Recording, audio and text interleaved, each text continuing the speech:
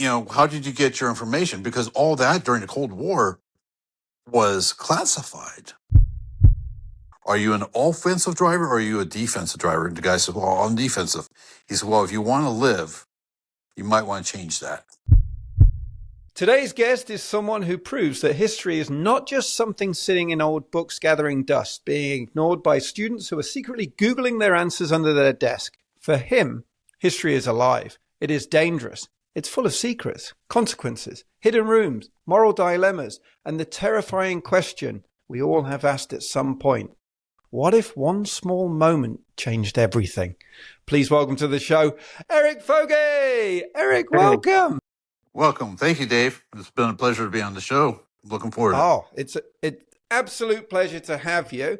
Now, Erik, I'm going to start right back at the beginning because your origin story almost sounds like the opening scene of one of your novels. You were originally from New Jersey. You moved to Florida when you were young, and then at 14, your parents sent you to Washington, D.C. to learn history without them. You end up in Capitol building, lost, and a police officer takes you down to the armory. Yes. Looking back now, was that the moment that stopped your schoolwork and kind of changed your direction forever? Well, it changed me because then it sparked me with the government to work for them. Because like I said, underneath the Capitol, you never get under there unless you're in trouble. I just happened to be lost. And my driver was able to get us into the Pentagons. And all that started just like, wow, this is really fascinating.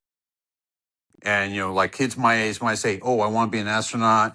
I want to be a lawyer, firefighter, all that gamut. By ninth grade, I went to my parents and said, I know what I want to do for a career. And they're like, oh, what's that? I said, well, and take this, it's over dinner. I said, well, I want to work for the government. And they're like, okay, whatever, happy-go-lucky kid, go whatever. And I said, yeah, I want to work for a place called the Central Intelligence Agency. I want to be an analyst. And they're like, what? Because you don't hear a ninth grader actually say that. I was already a World War II geek. But, it just fascinated me because my father didn't approve when I got into college. I said I wanted to major in history with a focus on Russian history, Russian politics. And he wasn't for it. He was totally against it. He wanted me to get in business just like him. I went, mm-mm. And the funny thing is, I was approached by a government agency when I was a senior in college. Unfortunately, things didn't. But now I write about it. What was your impression? But what was your impression as a 9-year-old as to what the CIA was actually doing? I mean, did you have a great deal of knowledge, and where was that coming from?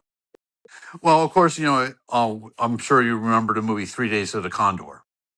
Yes. With Robert Redford. And plus back then it was very limited. It's not like now because every Tom Clancy book's out there now. Or they weren't as really known as we see it today. And I thought it was really neat because the guy was resourceful and he was intelligent. I went, hey, I'm both of those. And I know they did history, focus on, studying governments and et cetera, et cetera. That was my extent. I actually called him up one time out of the blue and I said, hey, my name's Erik Foge and I'm calling from Orlando, Florida. I was wondering if I could speak to someone that's an analyst. I want to know what I could do for college. And they said, well, we need an extension. I said, well, I don't have an extension. And they actually were nice enough to transfer me. And the guy says, how can I help you? I said, well, same spiel, blah, blah. Can I get your name? You can call me Charlie. Okay. So I said, what do you recommend? How would I go about going to college? He says, of course, learn a foreign language. When you go to college, don't focus on American history, focus on different countries. So when I went to UCF, they had, I think, 3 or 4 history classes of Russian history, 2 or 3 classes on Russian politics and East European politics during the Cold War. And I took as many as I could. And that was that. So wow. And at no point did you change your ideas from the Central Intelligence to the Federal Bureau to go with the FBI or anything?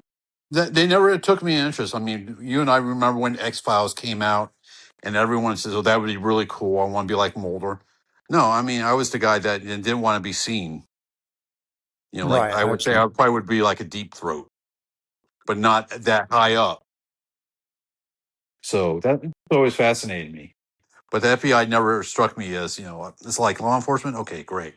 No, I want to go international. That's fascinating. So, and what's your opinion of the CIA now? Is it still as hard to get into for Yeah. young? Or yeah, Yeah, because when I knew what I wanted to do, I knew I had to keep my record completely clean. I mean, you couldn't get drunk, you couldn't do drugs, or really associate with anyone that did drugs or misbehaving because they would interview everyone you know.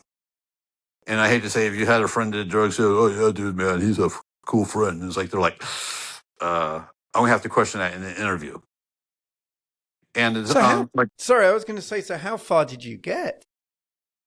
I was approached and they said, "Hey, we're interested in you, et cetera, et cetera."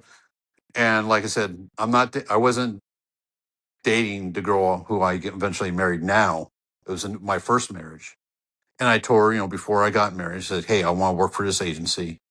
I could work long hours, like I could work overseas, blah blah blah. Just want to let you know. And if you didn't want that, we can part as friends. It's just like." Every girl, hate to say it, for the most part, says, "Oh, I would love to date a cop or a firefighter." But once you learn what they do or could get involved with, you're like, oh, I don't want that now. And that's what happened. So it really hurt. But I'm still friends with my recruiter, though. So how do you get approached? Are you still at college at this point? Is it Yeah, because I was a senior in college. wow, and so they approach you really young to say, we've taken an interest in you, and then follow these steps to be able to go down this avenue. Yeah, I was going to be, my cover would have been like a teacher overseas, like at the DOD schools. Like I'm sure New Zealand has a form of their Department of Defense when people go overseas and teach English or wherever, et cetera, et cetera. So it was fascinating. But the funny thing is, I still remember my Russian politics teacher. He was also my East European politics teacher. In the beginning class, he says, you can do a report on anything you want. I went, okay, I know what I want. So I went to him and I said, well, I'm going to do about the Warsaw Pact. He says, well, what are you going to do about the Warsaw Pact? I said, I'm going to break down each country and what they could contribute if they went to war against NATO. And he went, okay, good luck. 5 weeks in, I finished my report and handed it to him. And it only had to be like 10 pages. Mine was like 25 pages because it had documents, this and that. And he said, I read the first five. And he says, you know what? I'm just giving you a day. And he says, what do you want? What's your major? And I told him Russian history, Russian politics. And he says, who do you want to work for? I said, a group of guys in Virginia. He said, oh, those guys. I went, yes, I would like to work for those guys. So, I mean, like I said, it's like, I hate to say, a golfer or a figure skater or anyone that's really good in sports or whatever, or ballet dancing, you have to start young. You have to be driven. Of course, I can't practice. I just had to keep my nose clean and get the best grades possible. And the ironic thing is, in my opinion, because in one of my books, We Know Your Name, there's a chapter, the main character's boss, who's director of intelligence, says, how do you feel when you come to work every day? And a character says, I feel unappreciated because everyone else has gone to Ivy League schools or has worked in some aspect of Black Ops. And they see me differently, but it doesn't mean I'm going to ever give up. And I just have to work just as hard or harder to be recognized. In my opinion, if I did get in, I think that would happen because a lot of those people went to Ivy League schools. I mean, like I said, I went to UCF. They will look at me and say, you went to UCF, not Ivy League? That's a joke.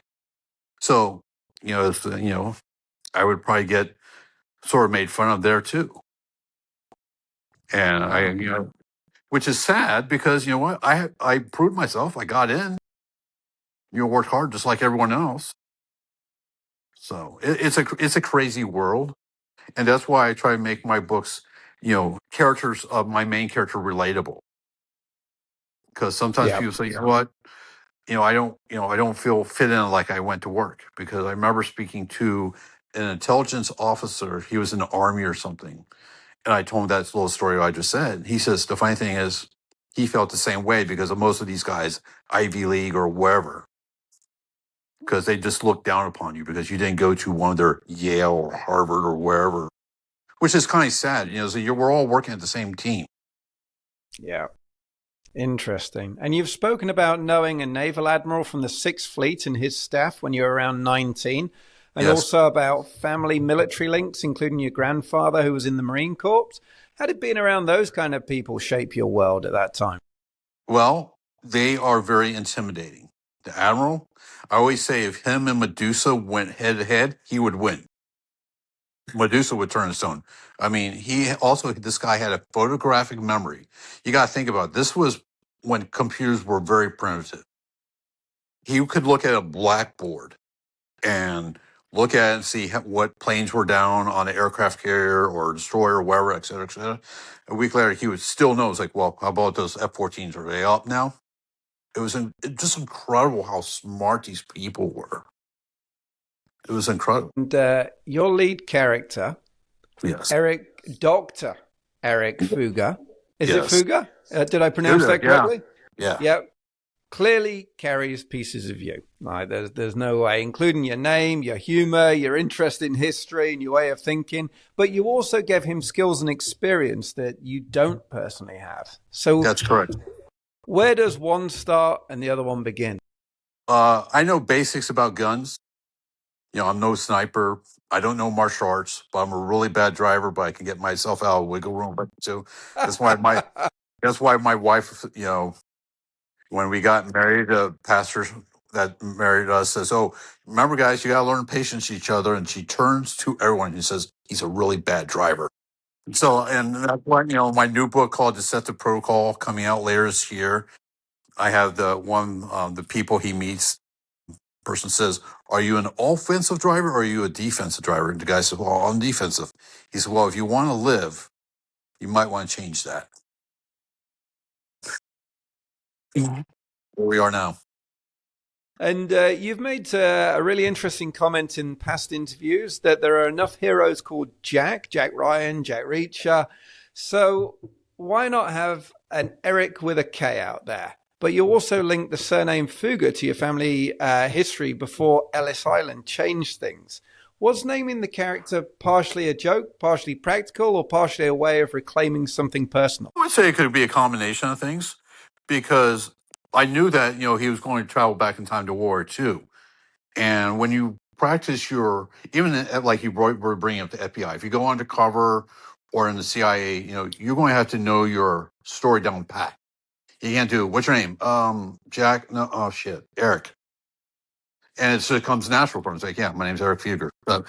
And you were bringing up my grandfather. Yeah, I put him in it'll be book one, two, in my fourth book once the new one's out because he fought in the Pacific, and I had him at a field hospital, and my character recognizes him.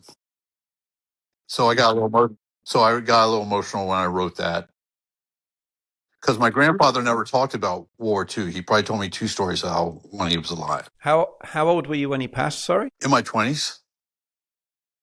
Yeah. I always liked him because he was the only one that really understood me as a kid. My grandfather was in World War II. He served in Egypt. He served in Singapore, and he passed. He lived into his 90s, and I was probably in my 30s when he passed. And I often asked him about it, and he revisited it in his later years, the Egypt and everywhere else that he'd been to. And you'd never get a word out of him. He would never say what he saw, what happened, like nothing. I mean, there was no way for them to deal with PTSD back then anyway. It was not known or really treated. But yeah, never told me a thing about it. So bless him. Yeah, I mean, those guys, like they always say, the greatest generation. I mean, I'm not knocking other guys that went to combat afterwards, but some of the things they saw was horrid. Like on the Normandy beaches or Alamein. Oh my gosh, it's just horrid. Yes. Yeah. One of the strongest ideas in your books is that changing history is not automatically heroic. In One Way Roads, the moral dilemma is simply not whether to kill Hitler, but whether saving Hitler might actually prevent something worse. Now, that's a really uncomfortable idea in my mind. What made you think of that? Where was that going? I'll tell you a funny story. My publisher, Deeds Publishing, I know the owner personally. He just retired from his own company. He's someone else taking over the family business. But he said, "Oh, can you give me a call? I need to speak to you." And so I called him up when I was visiting my in-laws in Georgia, and we had evacuated hurricane, my wife and I. And he said, "Oh, how you doing, Eric? I'm doing great." Da, da. He says, I love your book. Can't put it down. One question." I'm like, "Go ahead. What the hell were you thinking about saving Hitler's life?" I went, "Okay, this is a test question."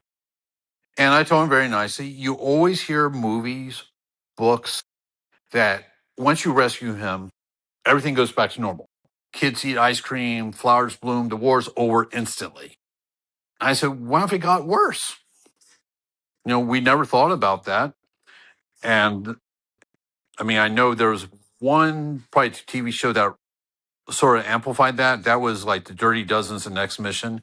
And that was to kill a general because if you killed Hitler, the guy was going to take over the Reich and things would get worse. The war would go longer. And that's what, some of the things I was thinking. It's like, it can't that be that easy just saying, oh, if you kill him, everything's hunky dory. And like I always tell people, I remember people that read it, they said, oh, that's great, kill, say that individual, so we don't get nuclear bombs on, Washington, D.C., Chicago, and New York. Then they read, it's like, oh, you have to save him? I went, yeah.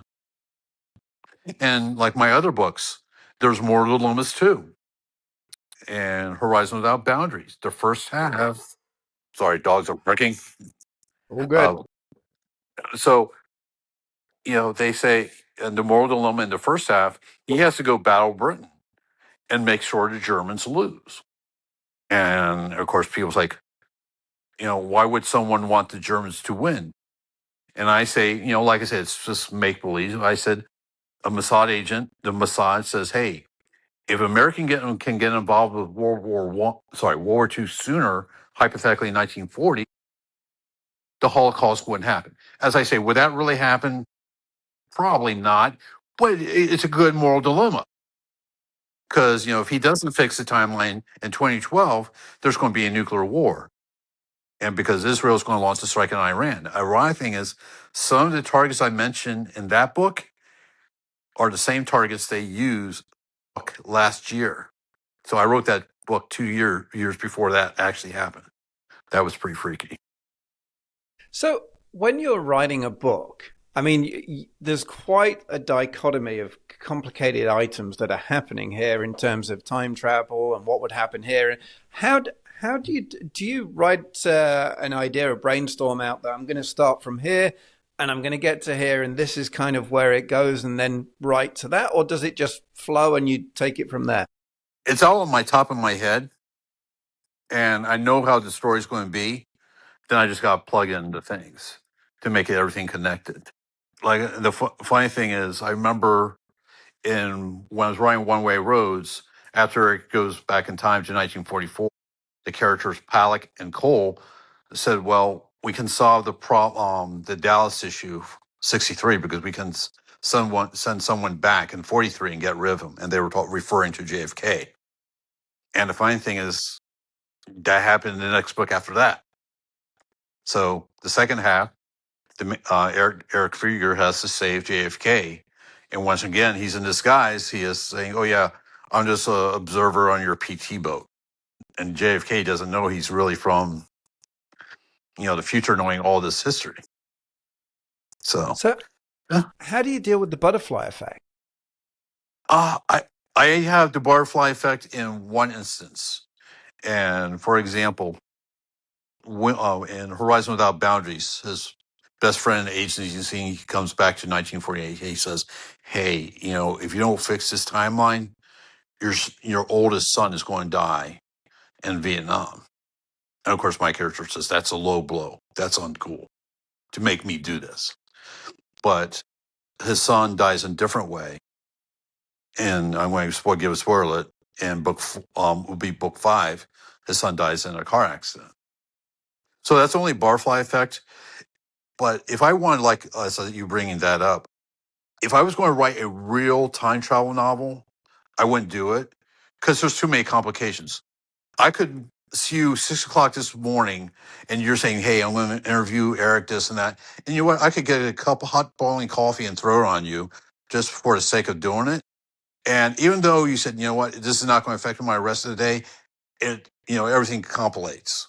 Like, they say in golf, you need to leave your, what you did in the last hole at your last hole, because if not, it's going to affect your game later on. So it's sort of like Back to the Future saying, hey, if you make one event, if you go fix the timeline, guess what? Everything should go hunky dory. But in real life, we all know that's not. It's whether people view the timeline as a straight line, or as to whether alterations to the timeline then make parallels that go off. And yeah, Well, they also I say don't know the answer.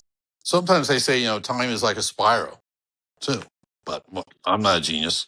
So you said that to build Project Pegasus story, you first look for a pivotal point in real history where things that could have gone another way. For Horizons Without Boundaries, you use the accidental bombing of London and consequences that followed. When you were researching history, what makes you stop and think, well, hang on, that's not just a fact. That's something that could be a novel and I could work around.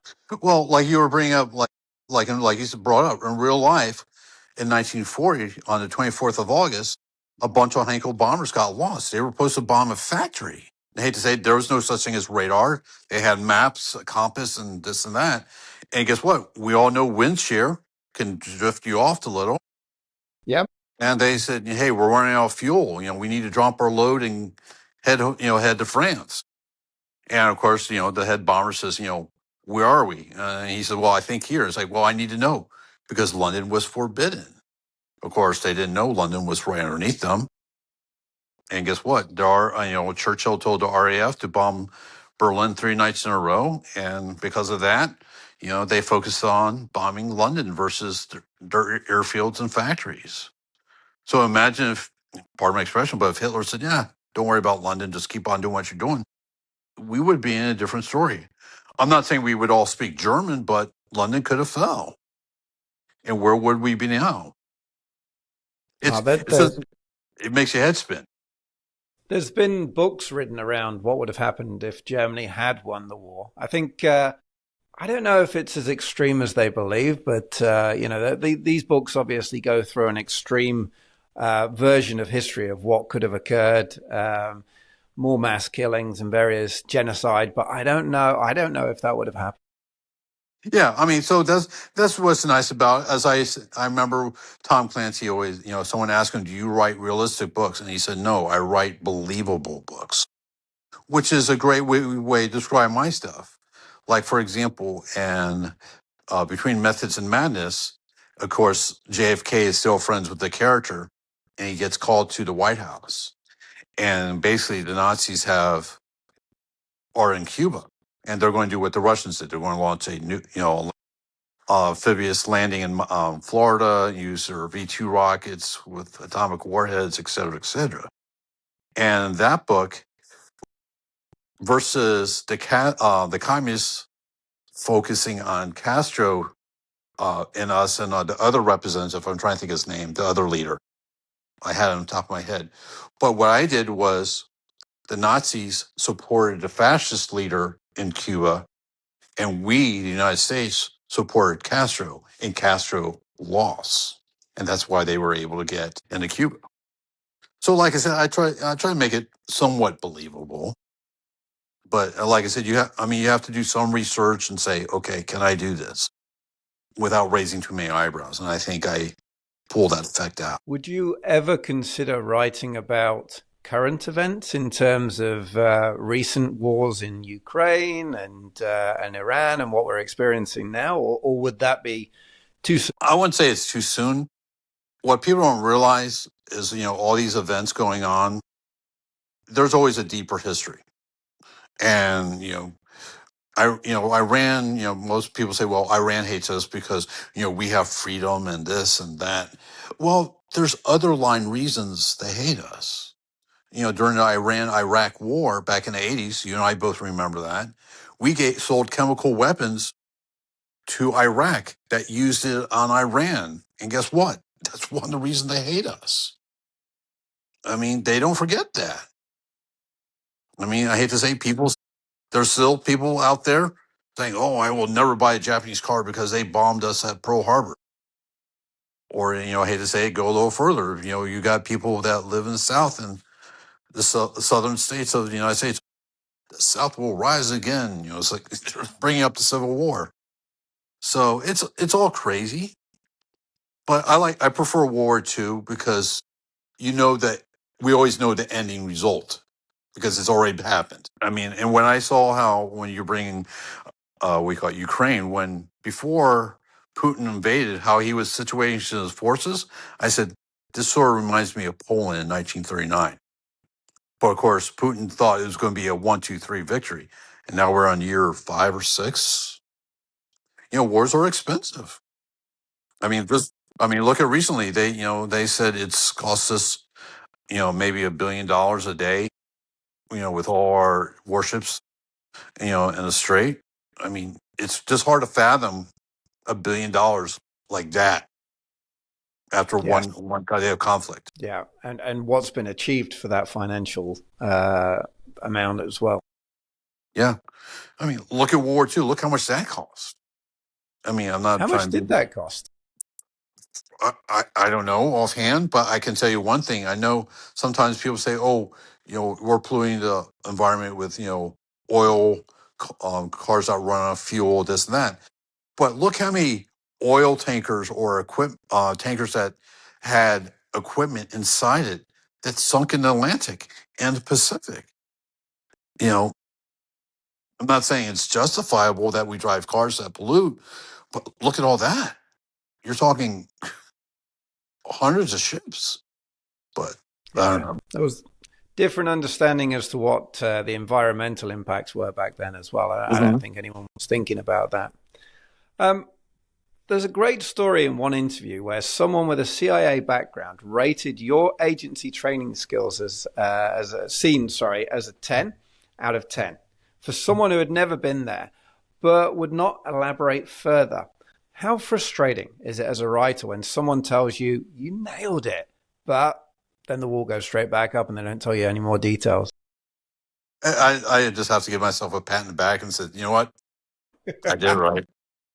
Because I remember Clancy, he didn't tell me, but in an interview, people say, how did you get your information? Because all that during the Cold War was classified or, not known to the general public.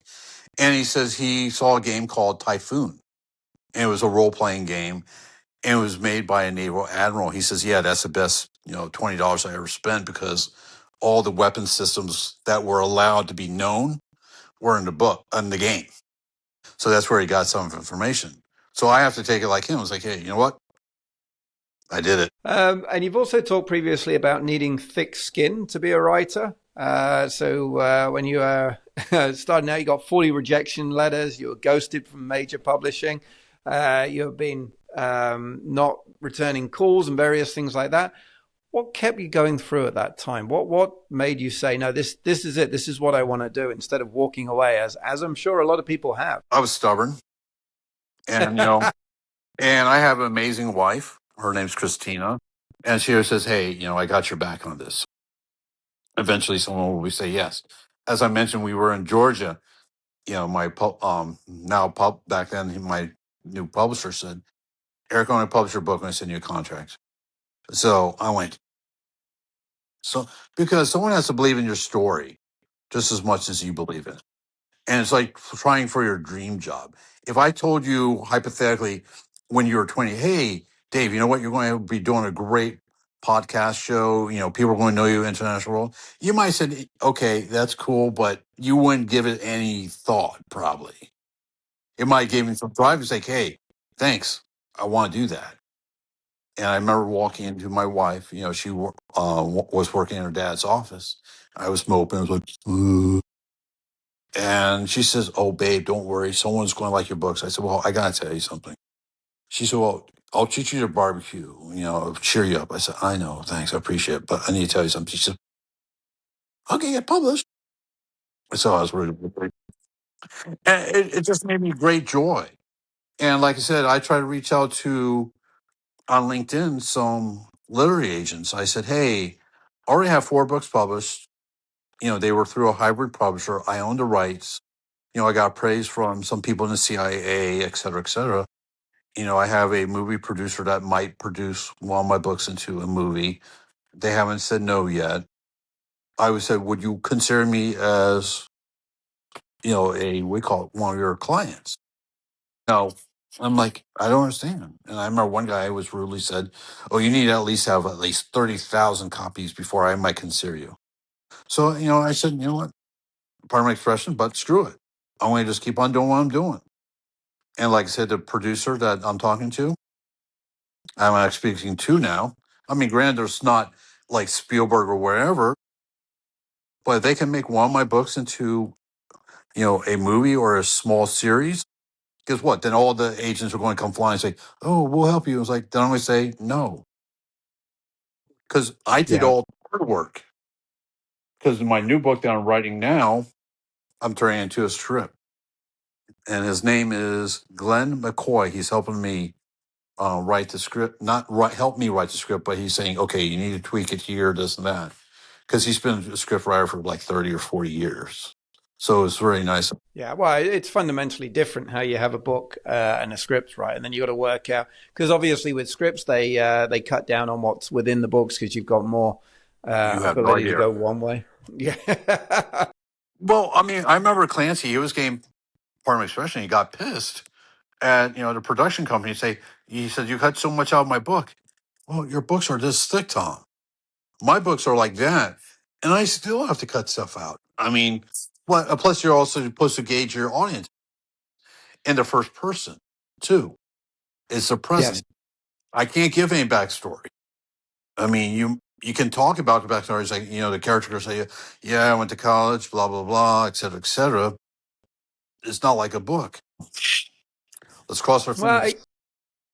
I guess the difference now, thankfully, is with so many prevalent streaming services and things like that, you're able to have shows which are able to tell a better story. So as opposed to having a 2 hour movie or 3 hours if you're lucky, Lord of the Rings, for example, 9 hours, I guess, to tell that story across, you've got 12 hours in episodes to be able to convey how it begins and how it evolves and goes from there.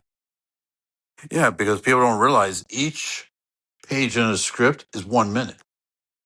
So it's crazy. I mean, you describe a scene, a little dialogue, da da da, and 1 minute. So it's a really different writing style I'm learning. So, but I'm enjoying it. And like I said, the guy that I told you early on when he says, "You know what, I felt that same way." Once I finish the script, I'm going to show him, because if I made that spark with him feeling the same way that the character did, hey, to my opinion, that's a good start because it's relatable. Yeah.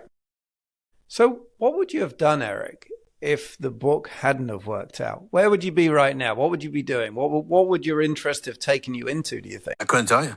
I just enjoyed it. I enjoyed history, took a chance, and here we are now. Maybe because, like I said, I couldn't do my dream job that I wanted, that I worked so hard for when I was in college. Like I said, now I'm writing about it. So I really couldn't answer where my life would be. I know I still would be married to the most amazing woman that I still am, but she probably would say, "Hey, you know what? You should really do this." She probably would kick me in the butt. Good honor. Good honor. That's exactly what you should do. Well, Do as you do you I always say that sorry. it doesn't matter you're a man or woman.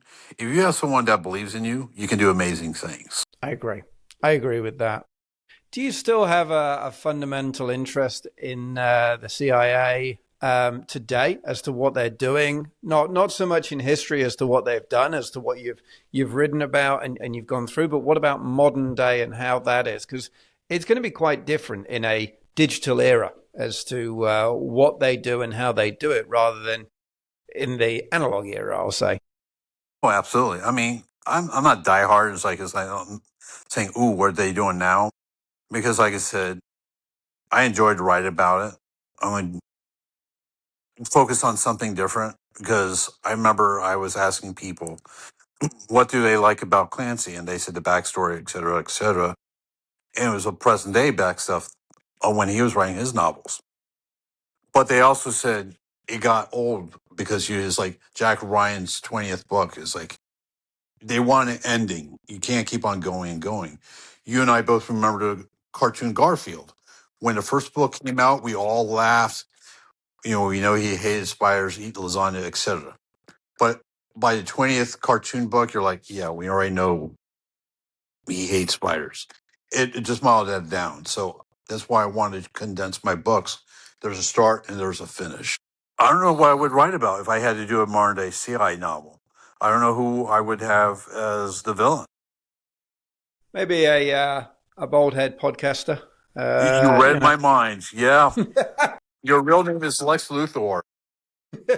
Why are so many bold people villains? What is it about this follically challenged world that they don't like us? I don't know. Maybe they look evil. I don't know.